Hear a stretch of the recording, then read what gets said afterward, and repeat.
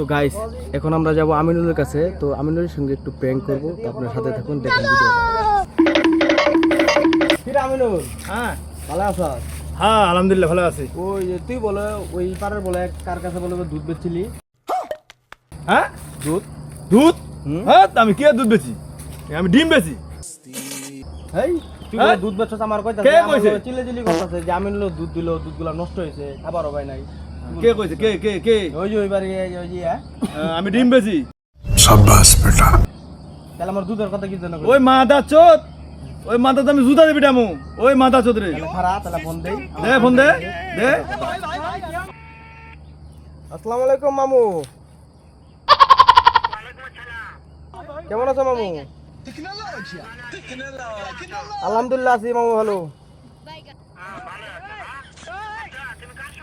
মামু ওই যে আমিনুলের কাছে আইছিলাম, আমিনুলের সাথে আছি। এই মাদা চোদ, তোতে দুধ বেচছি না? তুই দুধের টাকা নিতে আয় মাদা চোদ। মাদা চোদ তুই আমার বোকাতে, মাদা চোদ, মাদা চোদ তোরে খাইছি আজকে আমার দাদা। আইস আয় আয় আয় এ মামু আস্তে আয় মাদা বলো, চোদ সব শুনতাছে, আমি আয়। মাদা চোদ আয়।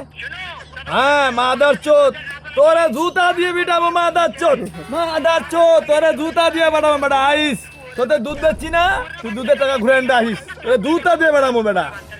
মাদার চোদ বেটা, বেটা আইস বেটা। হ্যাঁ মাদার চোদ।